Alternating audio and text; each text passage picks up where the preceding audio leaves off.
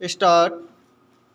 अब न्यायमूर्ति डी.वाई. चंद्रचूड़ भारत के नए प्रधान न्यायाधीश बन गए। ब्राह्म, जब कभी इस पद पर कोई नया व्यक्ति आता है तो उससे नई उम्मीदें लगाई जाती हैं।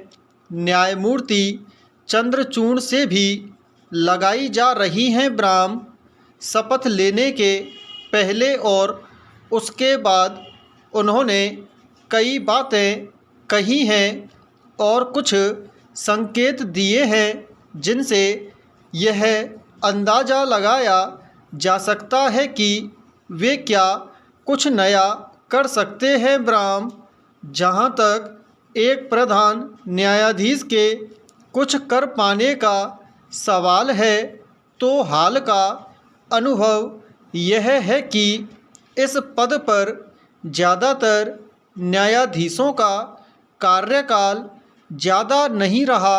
ब्राह्म, लेकिन न्यायमूर्ति चंद्रचूड़ के पास भरे पूरे 2 साल हैं। ब्राह्म, इसलिए उम्मीद लगाई जा सकती है कि वे जो कुछ करना चाहेंगे उसे कर पाएंगे। ब्राह्म, शपथ लेने के पहले उन्होंने काफ़ी कुछ कहा जिससे उनकी प्राथमिकताओं का अंदाज़ा लगता है। ब्राह्म, इसके अलावा उनकी पृष्ठभूमि और कार्यशैली के आधार पर भी अनुमान लगाया जा सकता है कि आने वाले दिनों में न्यायपालिका में क्या बदलाव देखने को मिल सकते हैं। ब्राह्म, पैरा, देश को एक ऐसे प्रधान न्यायाधीश मिले हैं जो मानते हैं कि संवैधानिक लोकतंत्र में कोई भी संस्था परिपूर्ण नहीं हो सकती, लेकिन हमारे पास इसे उन्नत करने की अच्छी गुंजाइश है क्योंकि हमारी न्याय व्यवस्था में अभी भी उपनिवेश काल के लक्षण हैं। ब्राह्म, न्यायमूर्ति चंद्रचूड़ ने इसे ज़्यादा पारदर्शी और नागरिकों के लिए सरल बनाने की बात कही है। ब्राह्म, यानी आगे यह देखा जाना महत्वपूर्ण होगा कि न्याय प्रक्रिया ज़्यादा पारदर्शी कैसे बनेगी। ब्राह्म, प्रधान न्यायाधीश की कही एक और बात से यह संकेत भी मिलता है कि उनकी विचार व्यवस्था के केंद्र में देश का नागरिक होगा। ब्राह्म, बहुत संभव है कि उनके नेतृत्व में भारतीय न्याय व्यवस्था को अब हम सामान्य नागरिकों के हित में कुछ उदार होते हुए देखें। ब्राह्म, यह उम्मीद इस आधार पर भी लगाई जा सकती है कि कार्यभार संभालने के पहले न्यायमूर्ति चंद्रचूड़ महात्मा गांधी को नमन करने गए।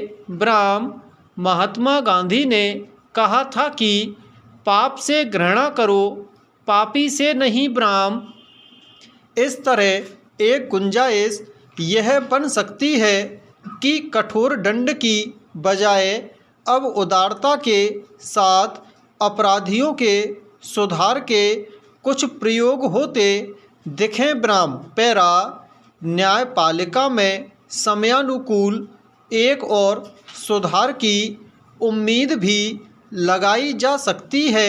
ब्राह्म, न्यायमूर्ति चंद्रचूड़ ने सोशल मीडिया के बढ़ते प्रभाव का भी जिक्र किया है। ब्राह्म, इस सिलसिले में गौर करने की बात यह है कि उन्होंने न्यायतंत्र में भी समयानुकूल प्रशिक्षण की ज़रूरत की तरफ इशारा किया है। ब्राह्म, अगर न्याय कार्य में प्रबंधन प्रौद्योगिकी के इस्तेमाल का संकेत मिला है तो एक उम्मीद यह भी लगाई जा सकती है कि न्यायालय में प्रशासनिक कार्यों में प्रौद्योगिकी का प्रयोग बढ़ेगा। ब्राह्म हो सकता है कि अब अदालतों में प्रशिक्षित प्रबंधकों की नियुक्ति का कार्य आगे बढ़ता दिखाई दे। ब्राह्म